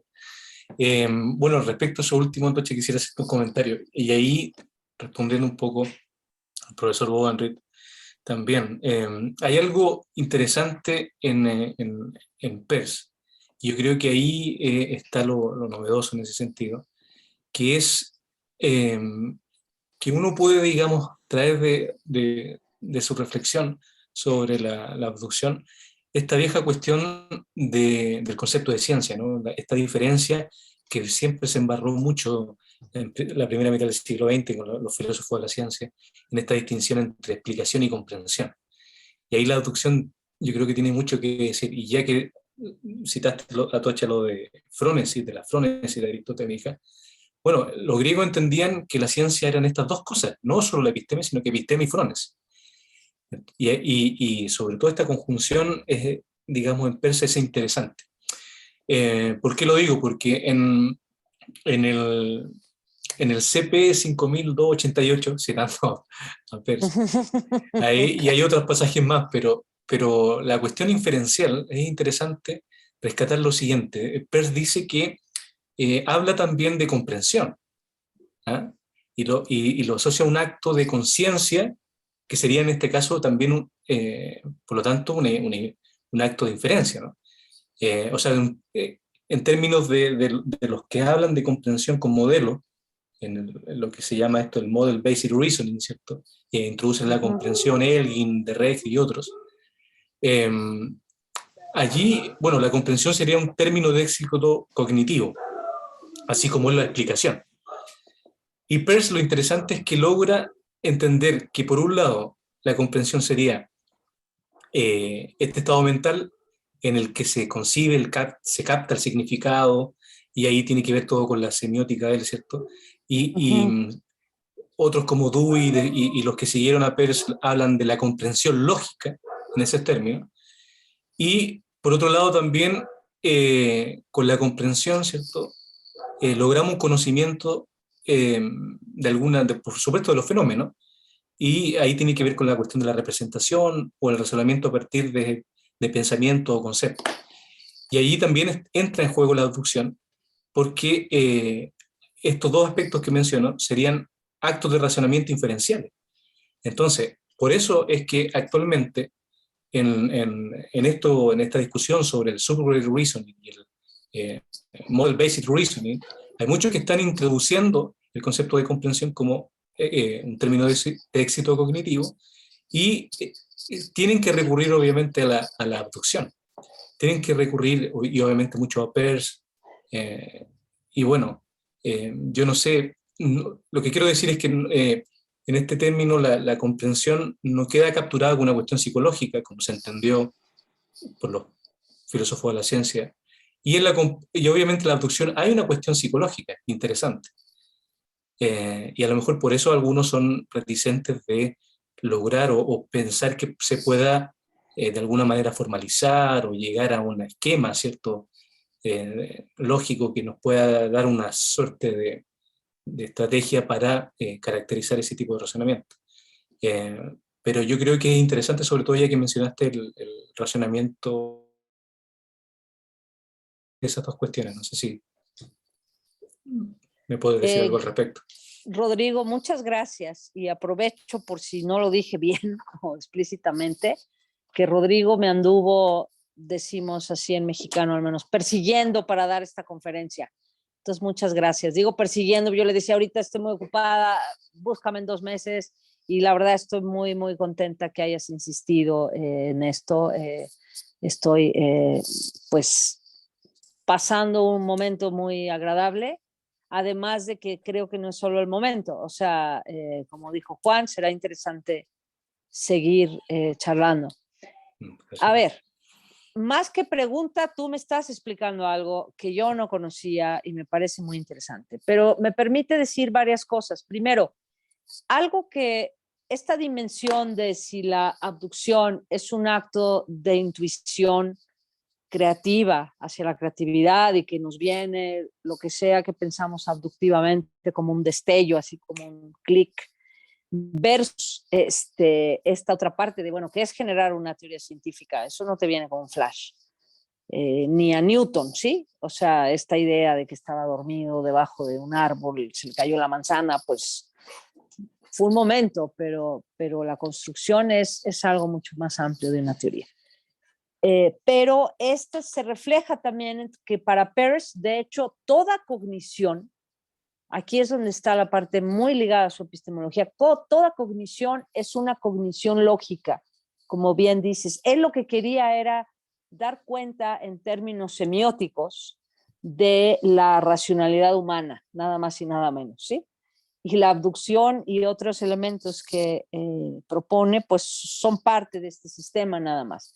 Pero lo que a veces confunde mucho, y creo que vas por ahí, es que la percepción va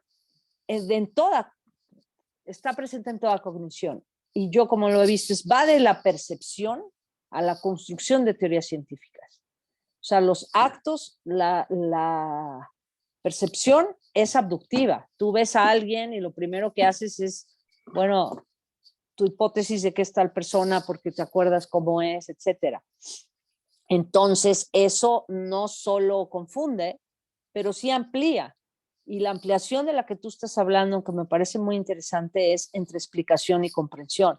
Efectivamente, ahora hay un movimiento que es muy pragmatista, no solo de Peirce, es muy pragmatista, que quiere, por así decirlo, no desechar la explicación, pero sí ampliarla más a cuestiones de comprensión, y esto es lo que creo que tú has dicho, que yo no he pensado.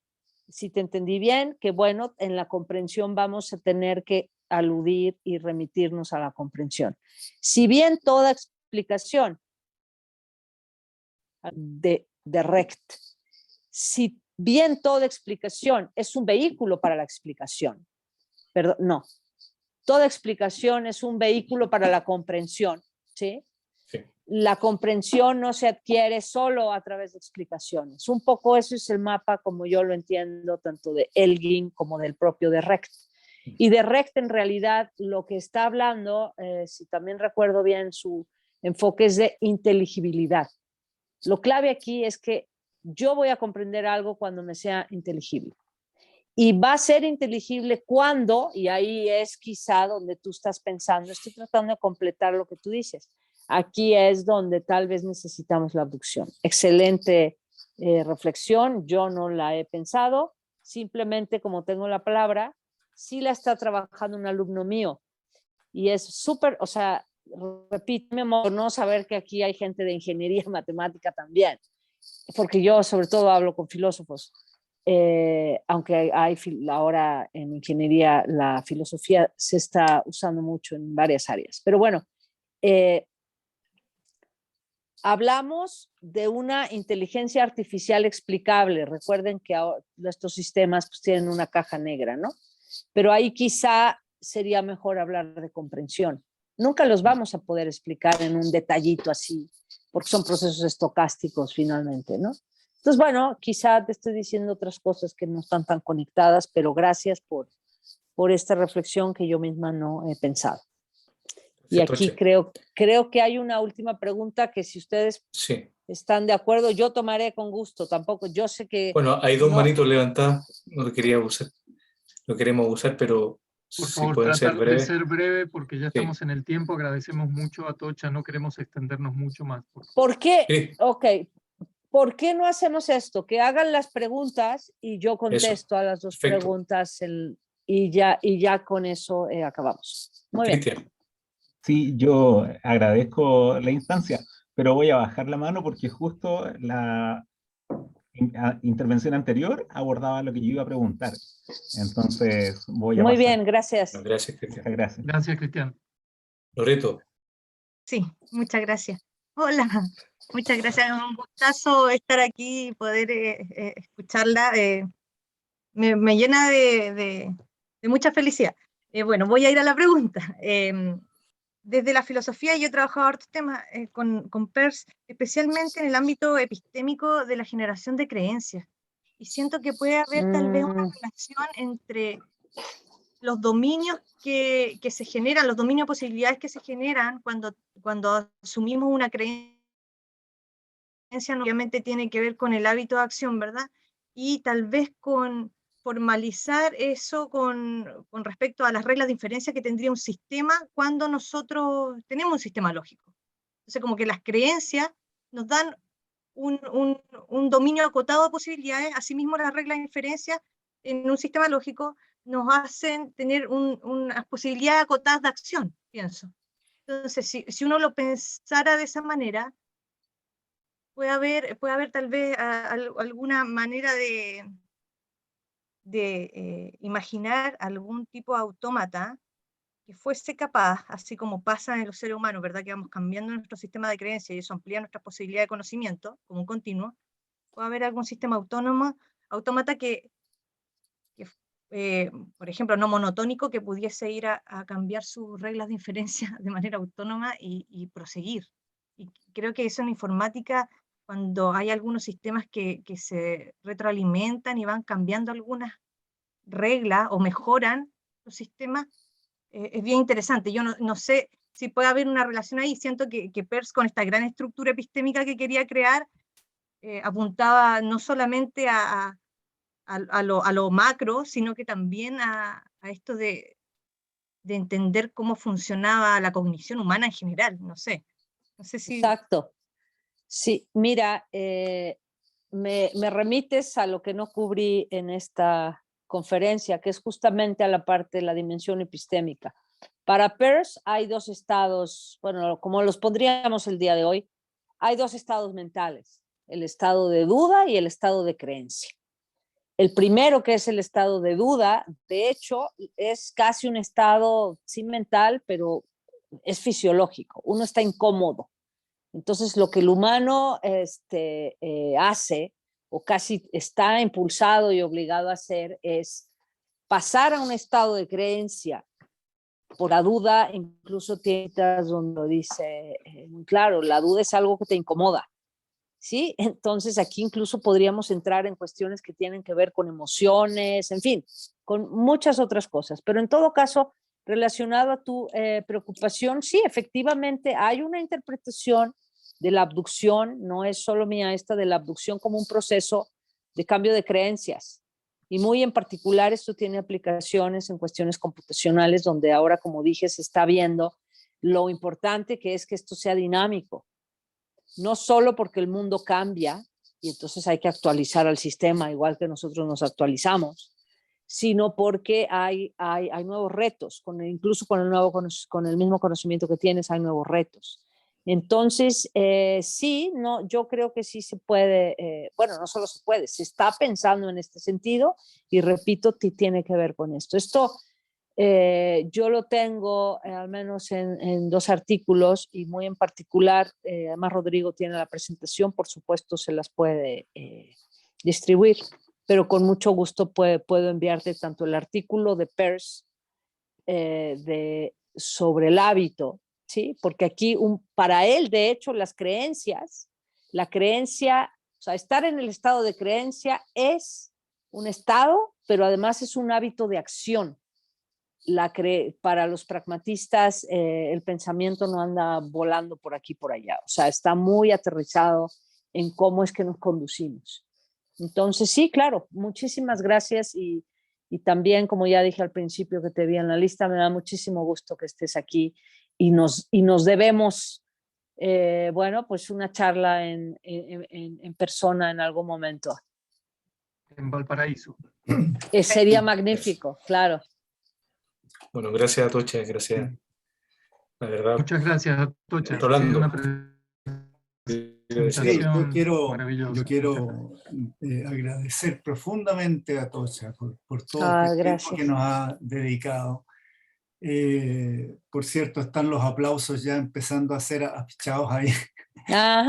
Gracias. Pero ha sido tan interesante, Atocha, y tan emocionante incluso, que yo me quiero permitir dejar abierta una invitación para que sigamos conversando, porque aquí faltó público.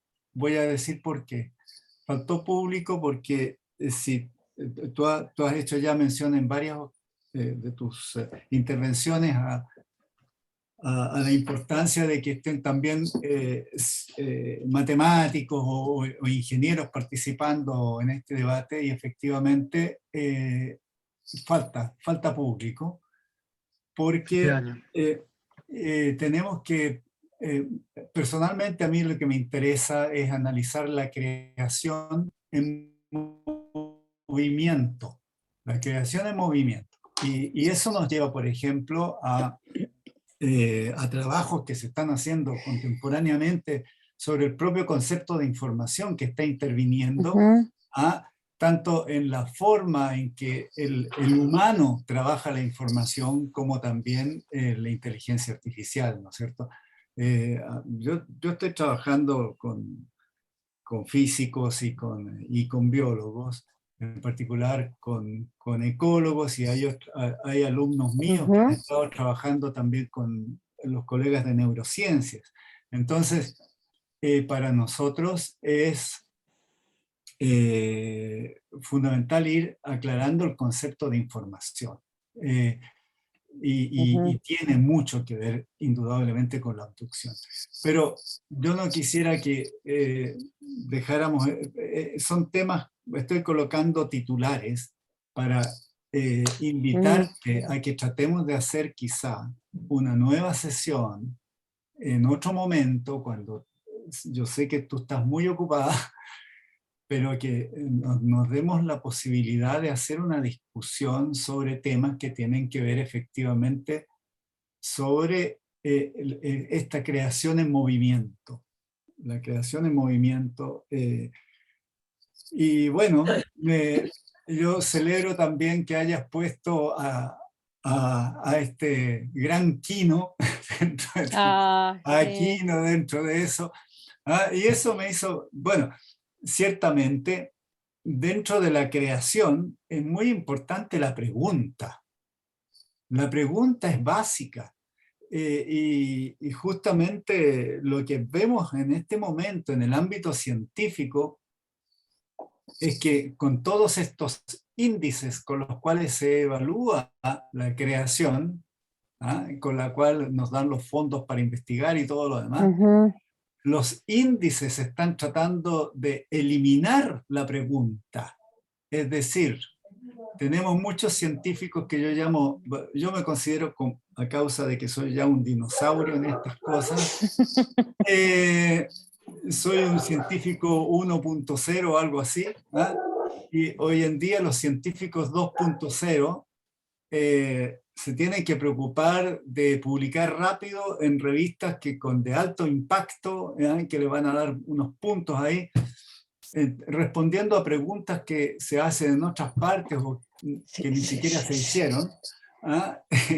Y luego nadie valora la importancia que tiene en el desarrollo científico la pregunta. Claro. La pregunta es básica. Y al respecto yo termino, no voy a... No es de Quino este chiste, pero muy interesante, porque el chiste es que una persona, justamente va a plantear una pregunta, ¿no? Una persona ciega que está en un piso elevado aprieta el botón del ascensor y el lógico que viene al interior del ascensor responde a la pregunta que es natural de la persona ciega: ¿sube o baja? Y el lógico responde: verdadero. Sí. Bueno, con esto yo quiero simplemente dejarte invitada. Rolando, muchísimo gusto primero en conocerte, si te puedo hablar de tú, y muchísimas gracias por tus reflexiones. Sí, yo encantada si podemos continuar esta charla, aunque de entrada digo que sobre noción de información, si bien me interesa, yo ahí sería la alumna, entonces con mucho gusto asistiría a ver qué tipo de cuestiones hay, siempre y cuando, aquí está grabado, pues en algún momento pueda ser en vivo, porque me encanta Chile. Sí. Y los chilenos.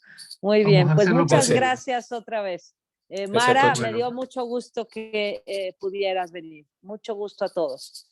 Muchas gracias, perdón. Gracias. Gracias. Chao. Que estén muy bien. Hasta luego. Chao, chao. Adiós. Chao, gracias. Adiós. Hasta pronto. Chao. Hasta siempre.